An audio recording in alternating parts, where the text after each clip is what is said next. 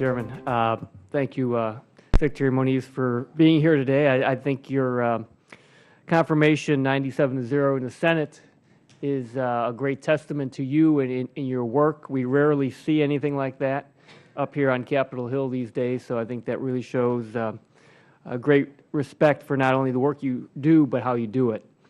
So the first thing I wanted to bring to your attention is a topic that I raise a lot in this committee, which is the National Science Foundation's Innovation Corps program. As you may know, the I-Corps program is an entrepreneurial education program developed by serial entrepreneurs in the Silicon Valley that teaches scientists how to be entrepreneurial. And as I'm sure you understand that this is something that does not come naturally or has been taught to a lot of scientists, some of our great researchers out there. Now, the program's already having an impact because we saw 3 months ago a team that went through the I-Corps program found a company called Neon that secured seed funding from a private venture capital group. And the founders of Neon have credited their current market strategy to the lessons that they learned, the connections they made through the I-Corps program. In April, I wrote to the Department of Energy about this program, and Dr. Holdren has testified before this committee that the administration sees a lot of promise in entrepreneurial education programs like I-Corps. I think researchers funded by the Office of Science and other areas of DOE would benefit from participating in this program as well. This is more of a comment than a question, but I would urge you to take a look at the I-Corps program because I think entrepreneurial education for energy researchers could have a tremendous impact on getting new energy technologies to the market more efficiently. And that's, I think, a perfect lead into the Thank you. What I wanted to address next and ask you about.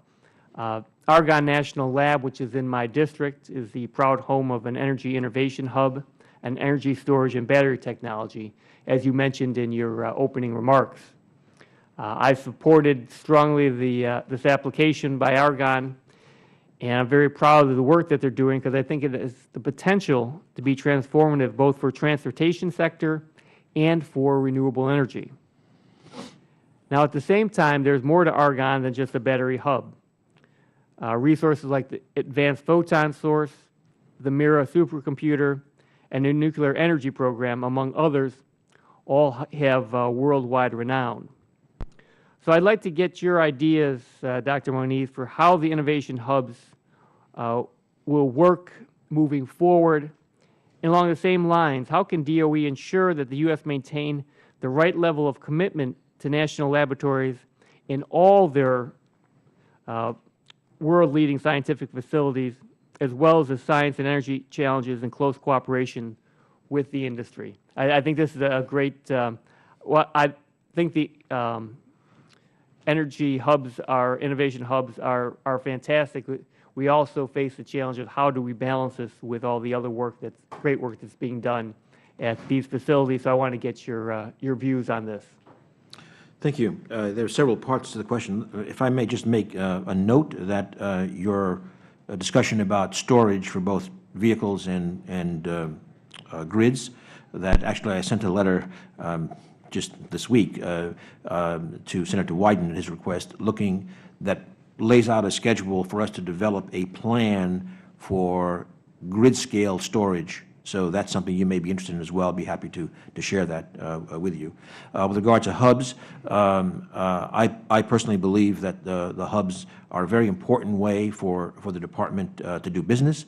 The assembly of multidisciplinary teams and scientists and engineers work across the innovation chain as fits the mission purpose, and it's something that I would like to support strongly. Of course, we have to make sure they are also being managed well and heading to their goals, and I intend to carry out a review of the existing five hubs to see how we can strengthen them and strengthen future hubs.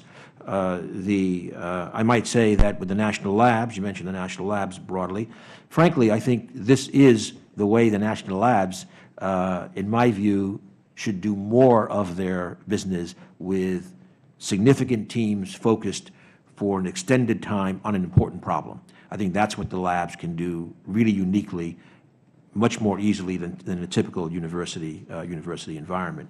And I've had the pleasure of now meeting twice with the lab directors, once by video, once in person.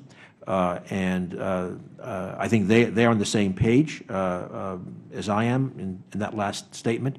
And very importantly, I think I've said that I would like to work with the leadership of the labs in a much more strategic way than I think has been the case for some time now. As my friend George Schultz likes to say, when you want people there on the landing, you should have them there on the takeoff, and I want the lab directors up front talking about our strategic directions. Thank you very much. I think it's important that we continue on and pursue these innovation hubs, but we can't lose sight of what else is going on at the lab. So I thank you very much. Yeah. If I may just add a comment, I would say not only the labs but also the universities, where the issue of a lot of smaller groups and single investigators is very, very important. We need to have the right balance. Thank you. You'll bet.